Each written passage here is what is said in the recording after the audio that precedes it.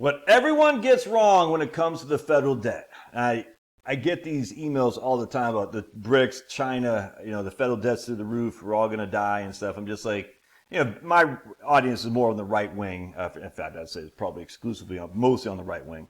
And it just frustrates me because I get it. There'll be a Peter Schiff video or something like that. It's like Peter Schiff, David Stockman, they've been talking the same stuff for years, literally decades.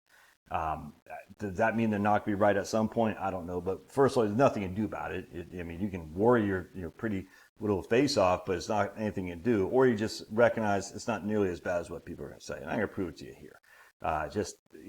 Anyway, so I just had an email the other day. I was like, what do you think about BRICS and blah, blah. I was like, I don't think anything about it. And I'm going to show you why you shouldn't either. They're preying on your fears. All right, so I want to show you this from New York Life right here. It's pretty interesting. Both right here, U.S. debt sustainability. Both parties have contributed in similar amounts to the federal debt. You can see this under Truman, Eisenhower, JFK and LBJ, Nixon, Carter, Reagan, and Bush, Clinton, Bush 2, Obama, Trumpster, Biden. And you're going to see it's like, it doesn't look like the debt's increasing much. And then everyone's going to focus on this right here. Look at that debt increasing under Obama and then Trump, look at that. But the biggest increase in debt was right there under Reagan and Bush. Look at that. From 1980 to 1992, it went up it almost quadrupled the amount of federal debt. Are you going to sit there and tell me the economy was bad during Reagan and Bush? No, you're not. From 77 to 80, under Carter, the debt went up less than it did under Nixon and Tricky Dick. Now, this is a couple more years, but still. Are you going to say the economy was great here when the debt was so low relative to increasing what it was? Are you going to say the debt is what caused inflation, the massive inflation in the 70s because of increasing debt levels, when you can see the Reagan debt increased by 347%? And then what we had for a CPI, it went down. In fact, I guess I know. I got, hold on a second real quick. Yeah, so here's the CPI, and this is just a price for a barrel of oil. Crude, West Texas crude. Anyway, so here's CPI. We're going to go down to right here.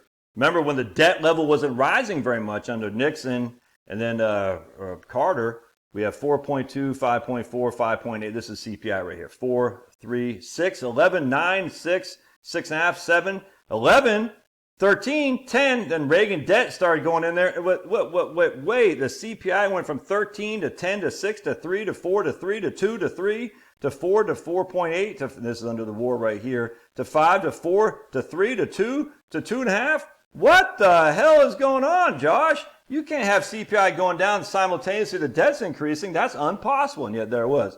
In fact, even under Clinton, the CPI wasn't, look right here, 1999, right there. 1.54, 2.1, and we can say it was attributed to Clinton managing the economy. I would say it's more of the Republicans taking over in 1995. But either way, so massive decreases in CPI built on the Reagan machine of exploding debt. That's just a fact. Now, what people are going to say, let me just tell you a story too. I remember the price of gasoline under Clinton was 99 cents a gallon. I remember like it was yesterday. I was filling up my car, and maybe it was 98, 99, on 7th Street in Bell in Phoenix, Arizona, on a Saturday morning. And I had a USMC shirt. My brother had a USMC shirt that I filtered. That he used to live with us, so I think I just took it from him. I don't think I still have that. But anyway, he lived with us when he lived in Phoenix because he's going to ASU. Anyway, and so I remember I was filling up with gas, and some guy in a pickup truck said, "Oh, what unit were you in or something like that?" I said, "No, I was in the Army." He goes, "Oh, poser." I said, "Okay." "Oh, what, stolen valor? Oh my goodness, I'm wearing a USMC shirt. How dare I?"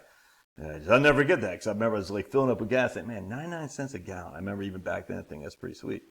All right, so anyway, so you see this right here. Now let's go over here. I want to show you guys something real quick. This is our total debt right here. And again, this is what everyone's going to look at. Look at that increase. Oh my goodness, we're going to die. And then as we always do, we're going to hit format and we're going to show you log it. And then you're going to see right here. It's just not, you see right here. This is basically from right here is what everyone's screaming about.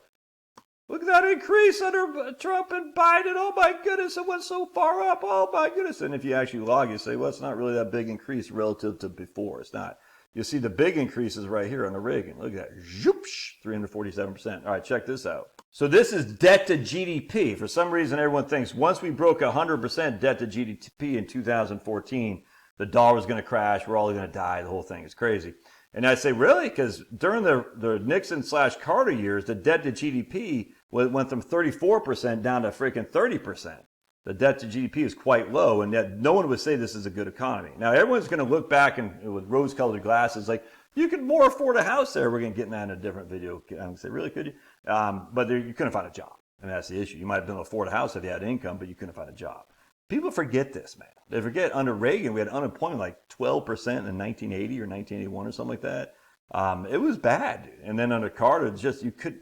I see we got in Milton, they're advertising for police officers paying like $70,000. Now, our town of Milton is pretty affluent, you know what I'm saying, not much crime. And you couldn't become a cop unless you had some connection. You couldn't become a firefighter. And now it's like these people are begging, dude. It's crazy. People forget how hard it was to. I remember like my dad. It's like, this is why we had no money, because my dad wasn't working. Now, maybe he didn't try so hard. I don't know. But it's just like, you know, there was a lot of stress in our household because my dad wasn't bringing home the bacon.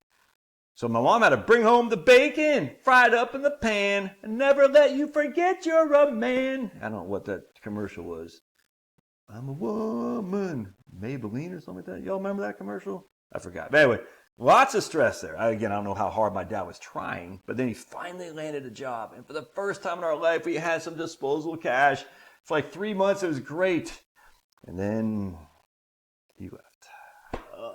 It's like, dude, and I get it. Is it all his fault? Of course not. But it's like, man, I'll never forget that for like 3 months, it was calm. We had money. I mean, we'd have a car, we'd have, you know, anything, but we had some money. We could actually go out to get some pizza. And then 3 months later, it's all worse than what it was before. Oh, it sucked, dude. Right back on the food stamps. I was like, oh, I thought we're over that. It was embarrassing using food stamps, dude. We had these orange, green, and purple money for food stamps. It's like a dollar bill, but you'd take it to the store and just like, it's embarrassing. And for the first time, we didn't have to do that. We didn't have to get the freaking school lunch or whatever it's called, you know, discount lunches. You have to go in the lunch line. If you're on school lunch or whatever it's called, go in this line. Or it hurt. I'm not gonna lie to you. That right there said I never want to be like that again. I never want to be like that again. Anyway, be that as it may. So here's our debt to GDP. You can see now we're up to, it went from 132 under Trumpster now to 119 to 121 under old Biden.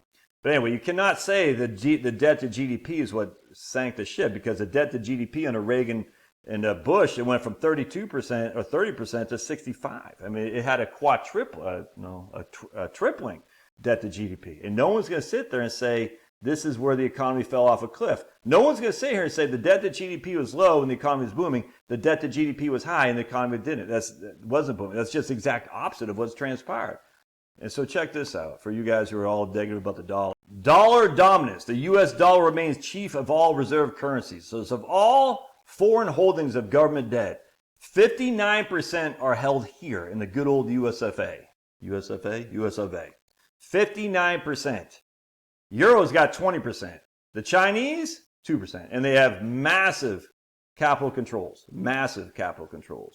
Japanese got some, but you don't want to put your foreign currencies in Japan anyway because of their negative interest rates, the zero interest rates. I mean, it's just crazy. The euro, I mean, maybe. I don't trust the Europeans as far as I could kick them. The U.S. dollar, 59% of all foreign reserves are held in the U.S. of A. But, and I say, yeah, well, what would be the thing to replace it? And you can see it's gone down from right here at about 2000, about 72% or do. It's gone down to 59%. This is a euro. Euro's gone down too. What's going to replace it? What? I mean, literally. You see others. Here's Japanese yen. Here's a British pound. I mean, what's going to replace it? So here they talk British pound. The 7 years wars of the Napoleonic Wars. The British pound was dominance, and then innovation catalyst, steamship industry expansion that led to the British. And then the diesel engine, which was Rudolf Diesel from Germany, as a matter of fact. That led to the massive increase in shipping and things of that nature. And that led to the increase in the British pound being dominant. Spanish dollar, mining and transportation technology from, the Spanish Armada. Venetian ducat, gold standard, minting and navigation technology. The U.S. dollar, early adoption of the telegraph, federal reserve system development of the aviation industry. What's going to replace the U.S. dollar? I mean, what is? The Chinese, the Japanese, the BRICS? Brazil? Really? Russia? Huh? India? Okay. China, South Africa? You think these countries are going to form this unit that's going to compete with the US of A? I mean, maybe. Where is the evidence of that, though? Is it happening now? I mean, no. Could it happen? Sure. Is it going to happen in our lifetimes? I highly suspect that's not going to happen. It's not. The US dollar is still dominant. Even after all the crap that we've been through, you'll see right here, where was it? Right there. The US dollar has gone from 72% to 59%. The only real alternative is the euro, and it's not there. Anyway, that's what people don't understand. That doesn't mean we just print money like it's going out of business. I don't have an answer for this. I mean, I just find it funny. All the same people scream bloody murder about printing money. Man, they love the DOD, Department of Defense. They love them some freaking Israeli war machine going on and some Ukrainian war machine going on. Freaking Lindsey Graham, you kiss my big fat behind. You see what I'm saying? It's like, I don't get it. We're spending too much, but we need to spend on NASA, the Department of Defense, the war machine. It's crazy. Republicans, what they should do if you're really concerned about spending is a 10% cut across the board. But they'll never do that because the politicians are paid by the lobbyists. And they write the bills for the lobbyists, and the lobbyists want government spending. All these people are feeding off the teat of the U.S. government, and many right-wingers are too. So, again, we just got to stop this insanity of like, Peter Schiff says this or this, that, the other. It's just dumb, man. I'm sorry, it's dumb. Inflation in of itself is caused by scarcity, which is caused by heavy regulation on producing goods, generally speaking, energy. It's just a fact. All right, love your thoughts. God bless. We'll see you next time.